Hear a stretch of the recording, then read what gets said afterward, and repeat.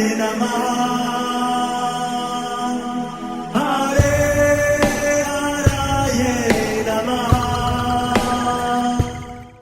हरे कृष्णा। आज हम भगवत गीता अध्याय 9 श्लोक नंबर 9 सीखेंगे। चलिए शुरू करते हैं। न च माम तानि कर्माणि निबधनन्ति धनंजय उदासीन वदासीनम असक्तम तेषु कर्मसु। अब हम इसे धीरे धीरे बोलकर समझते हैं। न च माम तानि कर्माणि निबधनन्ति धनंजय उदासीन वदासीनम असक्तम तेषु कर्मसु। अब हम इसे फिर से गाते हैं। न च माम तानि कर्माणि निबधनन्ति धनंजय उदासीन वदासीनम असक्तम तेषु कर्मसु। अब हम समझते हैं भगवान श्री कृष्ण इस श्लोक में क्या बता रहे हैं। हे धनंजय, ये सारे कर्म मुझे नहीं बांध पाते हैं। मैं उदासीन की भांति इन सारे भौतिक कर्मों से सदैव विरक्त रहता हूँ। हरे कृष्णा। चलिए अब हम महाप्रेम प्रभु जी से इस श्लोक के बारे में और अच्छे से समझते हैं। हरे कृष्णा जी। तो ये बहुत ही महत्वपूर्ण श्लोक है। इस श्लोक को आप याद रखिए। ये श्लोक आपको बहुत सहायता देगा। कब सहायता देगा?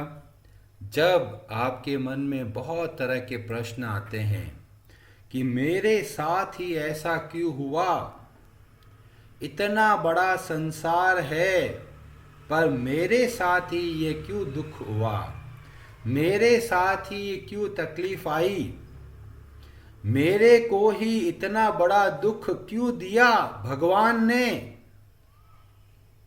जब कभी ऐसे प्रश्न आए या फिर जब आप देखते हैं अरे कई लोग तो बहुत अमीर है, कई लोग बहुत गरीब है, कई लोग बहुत सुंदर है, कई लोग उतने सुंदर नहीं है, किन्हीं का पूरा शरीर विकसित है, किन्हीं का कुछ शरीर के अंदर समस्या है, इतना हमें भेदभाव देखने को मिलता है और हमारे मन में प्रश्न आता है क्या भगवान सच में सही कर रहे हैं या भगवान भेदभाव करते हैं।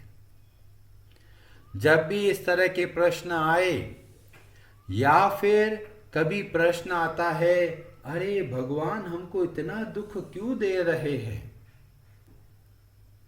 लगता है भगवान ने हमारी झोली में दुख ही दुख लिख दिया है, हर जगह दुख ही दुख मिल रहा है बचपन से लेके आज तक।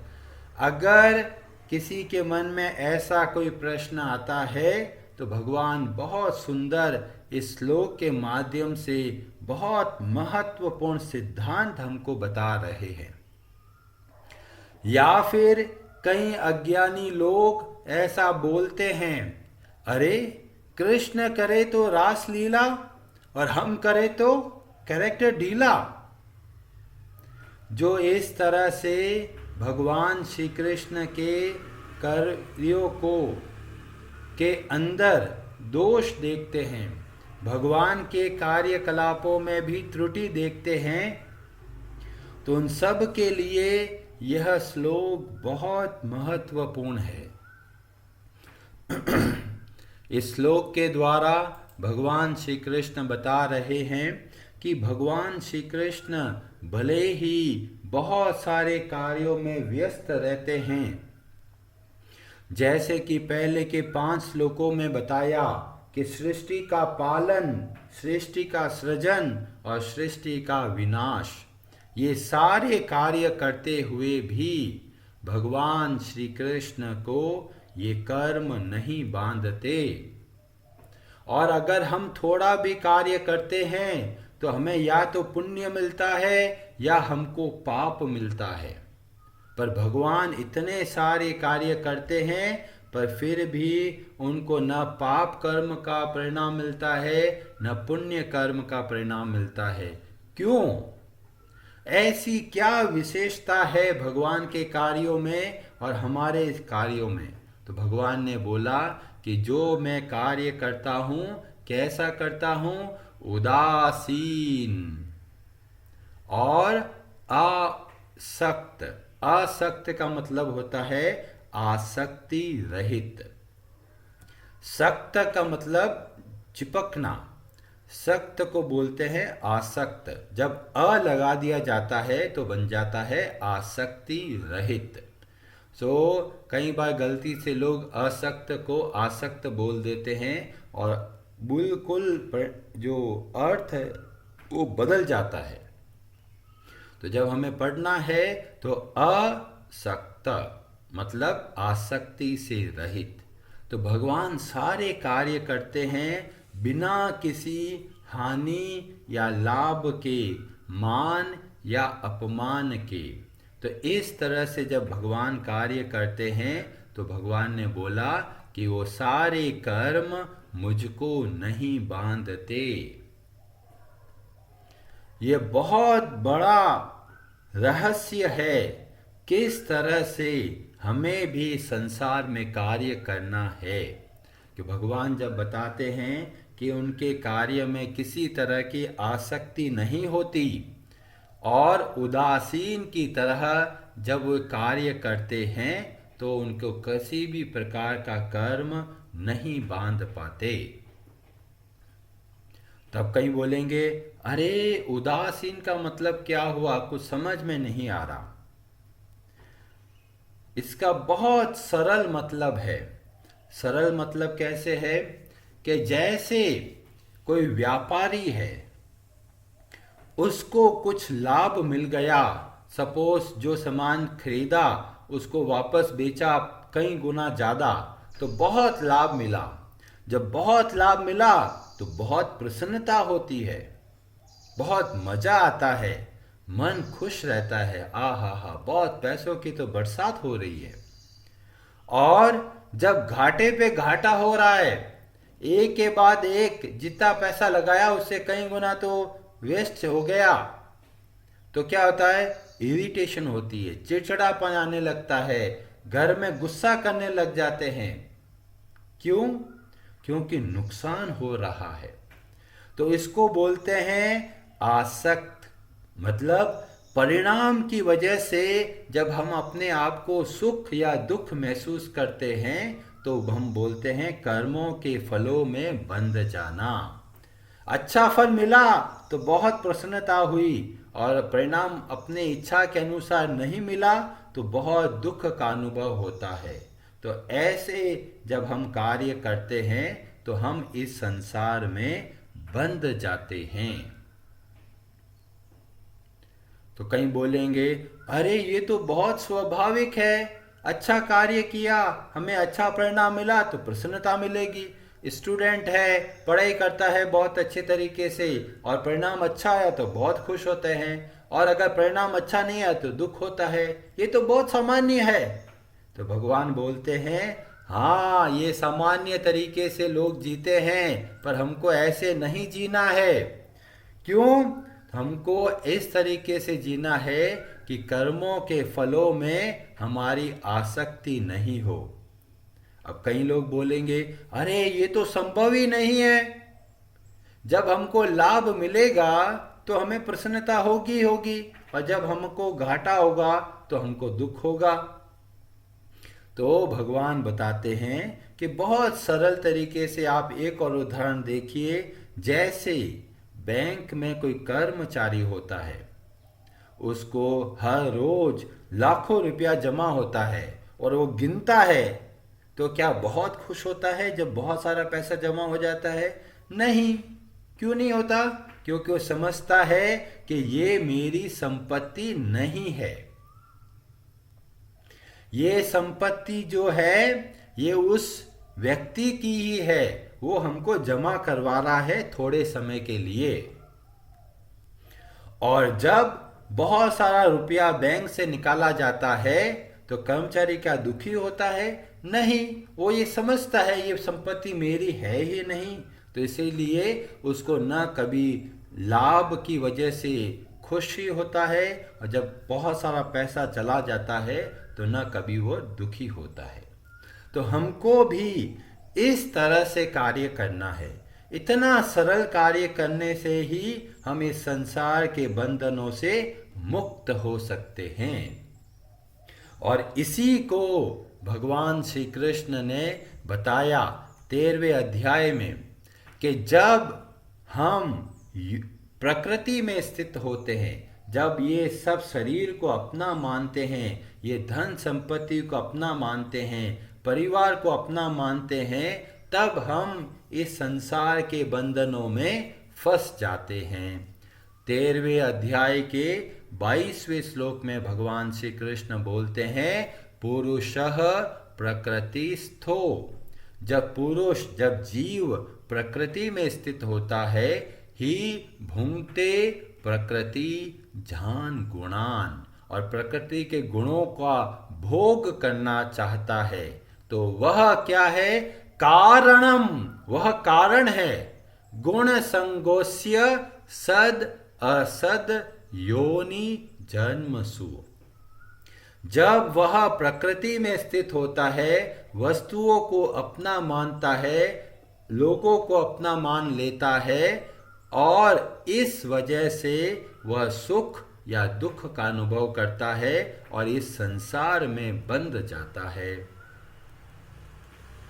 तो बोलेंगे, अरे ये तो हम लोग देखते ही हैं। तो हाँ, ये सब बंधन में फंस जाते हैं। तो यहाँ पर भगवान श्री कृष्ण हमको बताते हैं कि हमको कार्य कैसे करना है। तो प्रकृति स्थ से हमें योग स्थ बनना है, और यह भगवत गीता हमको सिखाता है। अब योगस्थ क्या है?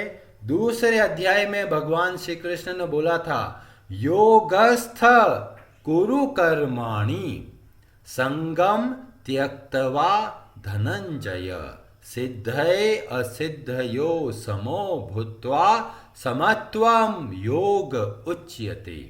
तो पूरी भगवत गीता का ज्ञान हमको सिखाता है प्रकृति स्थ से योगस्थ। योगस्थ का मतलब क्या हुआ? योग में स्थित होके कार्य करना। योग में स्थित होने का क्या मतलब हुआ? अपना और भगवान का संबंध को ध्यान में रख कर और आसक्ति से रहित होकर कार्य करना। तो आसक्ति से रहित होकर कार्य कैसे होता है? जब हम सारी संपत्ति, सारी वस्तुएं, सारे रिश्ते भगवान के संबंध में देखते हैं, तब हम लोग बन जाते हैं योगस्थ। और जब हम योगस्थ होकर कार्य करते हैं तो हमें यह संसार के कर्म नहीं बांध पाते। और वही बात भगवान श्री कृष्ण हमको बता रहे हैं। और तो क्या करना है? बहुत ही आराम से परिवार के जितने सदस्य है उसमें अपनापन होना चाहिए। कैसा? भगवान के संबंध के द्वारा। अब ये कैसा संबंध होता है? जो भी परिवार के सदस्य है उनको आप भगवान के अंश समझकर यथासंभव उनका सेवा कीजिए। जो वस्तुएं हैं उनको भगवान का समझकर उनका उपयोग कीजिए। जब इस तरह से कार्य करेंगे तो हमें यह संसार नहीं बांध पाएगा। जब इसको हम अपना मान के बैठ जाते हैं तो सबसे बड़ी गलती करते हैं, और उसी की वजह से सुख और दुख का अनुभव होता है। तो ये तो बताया तरीका। अब भगवान का एक बहुत अद्भुत रूप देखने को मिलता है, उदासीन। उदासीन का मतलब तटस्थ, मतलब ना इसकी साइड ना उसकी साइड। तो इस तरह से कार्य करते क्यों है? तो बोले कि बहुत सरल उदाहरण है। प्रभुपाद जी अपने तात्पर्य में बताते हैं कि जैसे कोई चोर होता है, वो चोरी करता है और पुलिस उसको पकड़ लेती है, और जब पुलिस पकड़ लेती है और फिर चोर को लेके जाते हैं जज के सामने, और जज क्या करता है? निर्णय देता है कि यह चोर ने गलती करी है, इसको सजा मिलनी चाहिए। तो इसमें जज कैसा है? उदासीन है, उसको कोई लेना देना नहीं है। वह निर्णय सुना रहा है किसके आधार पर? उस चोर के आधार पर। और ऐसे ही हम अपने जीवन में सुख या दुख पाते हैं अपने खुद की वजह से, और बिना कारण हम भगवान को दोष देते हैं। कई लोग कहते हैं अरे जीवन में बहुत कष्ट दिया भगवान ने। तो भगवान यहाँ पे बता रहे हैं कि वे एक उदासीन की तरह कार्य करते हैं। वे जो कार्य करते हैं, जो निर्णय सुनाते हैं और जो हमारे जीवन में घटित होता है, वास्तव में वो हम अपने कर्मों की वजह से फल पाते हैं। और इसीलिए भगवत गीता के ज्ञान के द्वारा हम समझ सकते हैं कि वास्तव में जो हमारे जीवन में दुख आ रहा है वह वास्तव में हमारे खुद के ही कर्म है जो वापस प्रकट हो रहे हैं। भगवान का कोई ऐसा नहीं है कि कोई मेरा दुश्मन है तो उसको ज़्यादा दुख दूंगा और जो मेरा दोस्त है उसको कम दुख दूंगा। भगवान ने 4 अध्याय में बहुत अच्छे से बताया, ये यथा माम प्रपद्यन्ते तांस तथैव भजाम्यहम्। जो जिस भाव से मेरा शरण ग्रहण करता है उसी तरह से मैं उसको स्वीकार करता हूँ। तो भगवान के अंदर कोई कमी नहीं है। भगवान 9वें अध्याय में ही बोलेंगे, समोहम सर्वभूतेषु न मे द्वेष्योस्ति न प्रियः। तो कई लोग बोलते हैं अरे भगवान आप तो बोलते हो कि आपको भक्त बहुत प्रिय है।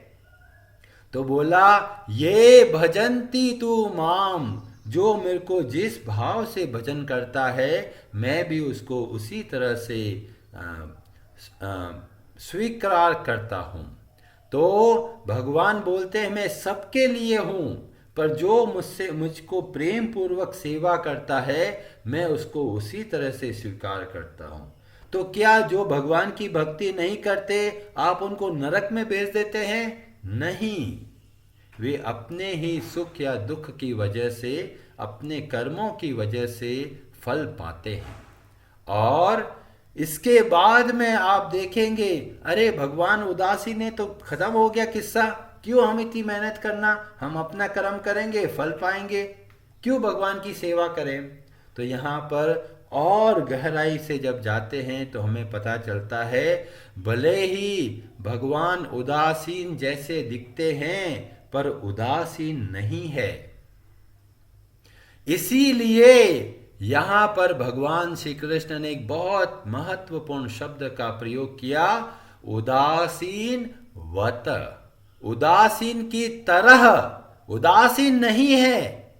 भगवान का हृदय कैसा है? एक मां का हृदय है। 5वें अध्याय में भगवान श्री कृष्ण बोलते हैं, सुहृदम सर्वभूतानाम, वो समस्त प्राणियों के परम हितैषी है। और इसीलिए भगवान भले ही निर्णय देते हैं पर निर्णय में इस बात का ध्यान रखते हैं कि ये सब मेरे अपने हैं। और इसीलिए जो हमको दुख मिलता है वो हमारे कर्मों की वजह से नहीं, बल्कि भगवान देखते हैं कि कर्म तो किए हैं 100 का और दुख कितना मिलता है? केवल 10 का। और 10 का दुख मिलता है उसमें भी लोगों को आपत्ति है कि भगवान ने हमको दुख दिया। पर भगवान का हृदय एक माँ का हृदय है और इसलिए जो दुख हमको मिलता है वो हमारे कर्मों के फलों के अनुसार बहुत थोड़ा दुख मिलता है और उतना ही दुख मिलता है जितना कि हम इस जीवन में कुछ शिक्षा प्राप्त करें। और जब हमको लाभ मिलता है तो जितना हमने कर्म किया उतना लाभ नहीं मिलता, उससे कई गुना ज्यादा मिलता है। थोड़ा सा कार्य किया, परिणाम हमको बहुत मिलता है। क्यों? भगवान श्री कृष्ण हमारे परम हितैषी है। और इसलिए जब आप भगवत गीता का ज्ञान को समझते हैं तो हमारे मन में हमेशा कृतज्ञता का भाव निकलता है। हे भगवान, आपकी बहुत कृपा है। जीवन में जो दुख आया वह वास्तव में बहुत थोड़ा दुख है। क्यों? क्योंकि जो दुख मिलता है वह आपकी स्वीकृति से मिलता है, क्योंकि आप एक जज की तरह कार्य करते हैं। पर जज के अंदर भी एक माँ का हृदय है, और जिसकी वजह से हमें जो दुख मिलता है वो वास्तव में बहुत थोड़ा दुख मिलता है। इसीलिए भगवान के भक्त बड़े आराम से सारे दुखों को भगवान का आशीर्वाद समझ के स्वीकार करते हैं, क्योंकि उनको भगवत गीता का ज्ञान बहुत अच्छे से पता है। केवल यह एक श्लोक आप अपने जीवन में अच्छे से समझेंगे तो जीवन में जब तरह तरह की घटनाएं या दुर्घटनाएं होती है तब आप समझ पाएंगे कि वास्तव में कैसे यह कार्य हो रहा है। और दुखों के क्षणों में भी आप भगवान का स्मरण बड़े आराम से कर पाएंगे। ये बहुत गहराई वाला श्लोक है, हमें हर तरह की चिंता से मुक्त कर देता है और हमें अपने जीवन में संघर्ष को सहन करने की क्षमता प्रदान करता है। अब कई लोग बोलेंगे कि अरे प्रभु जी, फिर भगवान कैसे इस संसार को कार्य करते हैं, बहुत अद्भुत है। ऐसा लगता है इन्वॉल्व भी है, इन्वॉल्व नहीं भी है, कार्य करते भी हैं, कार्य नहीं भी करते। और ऐसा अद्भुत बात है उसमें भगवान श्री कृष्ण एक अगला श्लोक में इतनी जबरदस्त बात बताते हैं जो हमारे सारे भय को, हमारी सारी चिंता को दूर कर सकते हैं, जो कि हम लोग कल चर्चा करेंगे। हरे कृष्णा जी। हरे हराये नमः।